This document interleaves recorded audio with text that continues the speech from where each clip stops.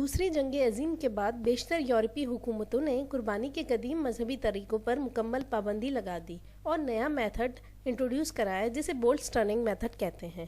ان حکومتوں کا موقف تھا کہ بولٹ سٹرننگ میتھڈ زیادہ سائنٹیفک ہے جس میں جانور کو کم سے کم درد ہوتا ہے۔ بولٹ سٹرننگ میتھڈ میں جانور کی پیشانی پر گن سے شوٹ کیا جاتا ہے جس کی وجہ سے کھوپڑی ٹوٹ جاتی ہے اور دماغ ڈیمیج ہو جاتا ہے۔ اس میتھڈ میں بلٹ کے بجائے ایک اسٹیل راڈ استعمال ہوتی ہے۔ یہ میتھڈ یورپ اینڈ یوکے میں 2001 سے پہلے استعمال کیا جاتا تھا۔ چینل کو سبسکرائب کر کے بیل آئیکن پر کلک کریں اور ویڈیو پوری دیکھیں۔ میں ریسرچر میشار اپنے ناظرین کے لیے عید الاضحیٰ سے متعلق ایسے سائنٹیفک فیکٹس لائی ہوں جو کہ آپ کو حیرت کی گہرائیوں میں لے جائیں گے۔ سائنسدان جن کا نام بلیک مور تھا، انہوں نے 1979 میں بولٹ سٹرننگ میتھڈ کو اسٹڈی کیا۔ ان کی ریسرچ میں یہ بات ثابت ہوئی ہے کہ بولٹ سٹرننگ میتھڈ ایک ان ایفیکٹو میتھڈ ہے، جس کی وجہ یہ ہے کہ اس میتھڈ میں جانور پیرالائز ہو جاتا ہے، اسکل فریکچر ہو جاتا ہے، جانور کے برین میں کنٹامینیشن اور برین ہیمریج ہو جاتا ہے۔ ایک اور سائنسدان جن کا نام ماپل تھا، انہوں نے 1977 میں اسٹڈی کیا کہ بولٹ سٹرننگ میتھڈ سے جانوروں کو مارنے سے میٹ کوالٹی پر کیا فرق پڑتا ہے۔ ان کی فائنڈنگز کے مطابق یہ میتھڈ جانوروں کے لیے انتہائی تکلیف دہ ہوتا ہے اور جانور کے گوشت کی کوالٹی بھی خراب ہو جاتی ہے، جو کہ ڈائریکٹلی انسانی صحت کے لیے مضر ہے۔ اس کے بعد یوکے اور یورپ میں الیکٹریکل سٹرننگ میتھڈ انٹروڈیوس ہوا، جس کے مطابق جانوروں کو الیکٹرک شاک کے ذریعے مارا جاتا تھا۔ تقریباً 75 وولٹ اور 50 ہرٹز کی فریکوینسی کا شاک 7 سیکنڈ تک دیا جاتا۔ اس میتھڈ کا ڈس ایڈوانٹیج یہ تھا کہ یہ میتھڈ نہایت ظالمانہ عمل تھا، جس میں بغیر انستھیزیا کے الیکٹرک شاک دیا جاتا تھا۔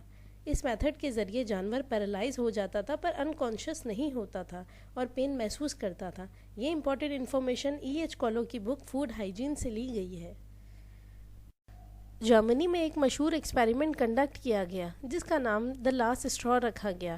اس اسٹڈی میں قربانی کے اسلامک حلال میتھڈ اور بولٹ سٹرننگ میتھڈ کو کمپیئر کیا گیا۔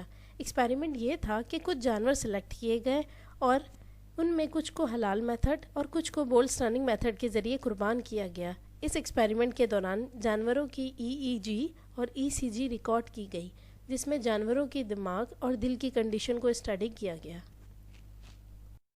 EEG سے یہ بات سامنے آئی کہ ذبح ہونے کے شروع کے 6 سیکنڈ بالکل زیرو لیول ریکارڈ ہوا، یعنی کہ جانور کو کوئی پین فیل نہیں ہوتا، جبکہ جانور کا تیزی سے ہلنا اس لیے ہے کہ اس کی باڈی میں سے تیزی سے خون بہہ رہا ہوتا ہے اور یہی تیزی سے خون بہنا میٹ کی کوالٹی اور ہائیجین کو بہتر رکھتا ہے۔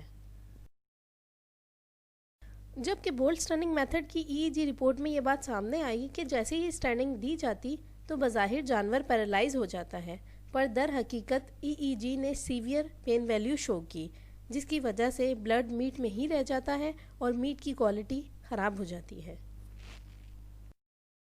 French ministry of food agriculture and fishing نے ایک رپورٹ 2008 میں شائع کی۔ اس رپورٹ نے مختلف سائنٹیفک پیپرز کا حوالہ دیا اور ان کی فائنڈنگز ڈسکس کی۔ آخر کار یہ رپورٹ اس بات پر کنکلوڈ ہوئی کہ قربانی کا اسلامی طریقہ ہی وہ واحد طریقہ ہے جو کہ جانوروں کو کم سے کم تکلیف دیتا ہے۔ گوشت انسانوں کی متوازن غذا میں سے ایک اہم ترین غذا ہے۔ یہ وٹامن B، پروٹین، آئرن اور منرل سے بھرپور ہوتا ہے۔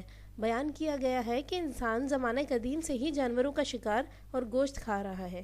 آج کل پوری دنیا میں بکری، بھیڑ، اونٹ اور گائے ذبح کر کے استعمال کیے جا رہے ہیں۔ اسلام میں گوشت تبھی جائز ہے جب حلال طریقہ فالو کیا جائے۔ اسلامی ذرائع کے مطابق جانوروں کو ذبح کرنے سے متعلق 5 اہم دینی احکامات دیے گئے ہیں۔ آئیے ان دینی احکامات کے پیچھے کی سائنٹیفک جسٹیفیکیشن جاننے کی کوشش کرتے ہیں۔ حکم ہے کہ جانوروں کو قربانی سے پہلے تکلیف نہ دی جائے اور نہ ہی تنگ کیا جائے۔ ریسرچ اس بات کو کنفرم کرتی ہے کہ اگر جانور کو مارا، پیٹا، ڈرایا یا شور والے انوائرمنٹ میں رکھا جائے تو جانوروں کے جسم کے سرکولیٹری سسٹم میں زیادہ مقدار میں ایڈرینلین پیدا ہوتا ہے اور گلائکوجن کی مقدار کم ہونے لگتی ہے، جس کی وجہ سے لیکٹک ایسڈ اور گلائکولائسس پیدا نہیں ہوتا اور آخر کار گوشت کی pH ویلیو بڑھ جاتی ہے اور بیکٹیریا کی پروڈکشن تیز تر ہو جاتی ہے اور گوشت مضر صحت ہو جاتا ہے۔ دوسرا حکم ہے کہ جانور کو قربانی سے پہلے خوب پانی پلایا جائے۔ ریسرچ سٹڈیز اس بات کو کنفرم کرتی ہیں کہ جب جانور قربانی سے پہلے خوب پانی پیتا ہے تو اس کے جسم کی مردہ حالت میں مائکروبیل انفیکشن کم سے کم پیدا ہوتے ہیں۔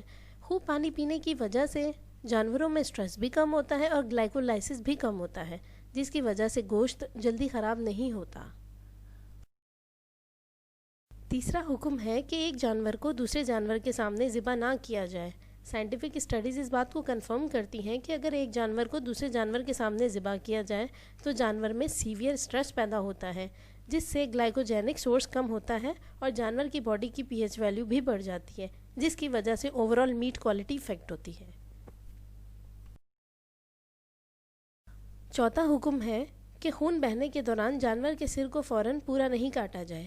سائنٹیفک ایویڈنسز کے مطابق جانوروں میں natural bleeding time 5 to 6 minute ہوتا ہے اور اس دوران 40 to 60% خون جانور کے جسم سے بہہ جاتا ہے اور جو خون بچتا ہے وہ ویسلز میں رہ جاتا ہے۔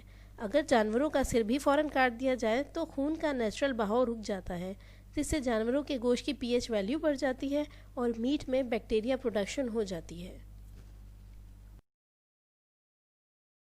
پانچواں حکم ہے کہ اسپائنل کورڈ کو نہ کاٹا جائے۔ سائنٹیفک فیکٹس کے مطابق اگر اسپائنل کورڈ کٹ جائے تو اس سے میٹ سیفٹی رسک میں آ جاتی ہے اور گوشت میں انفیکشن پروڈیوس ہونا شروع ہو جاتا ہے، اور یہ انفیکشن نروس ٹیشو سے لے کر جانور کے سرکولیٹری سسٹم تک کو ڈیمیج کر دیتا ہے۔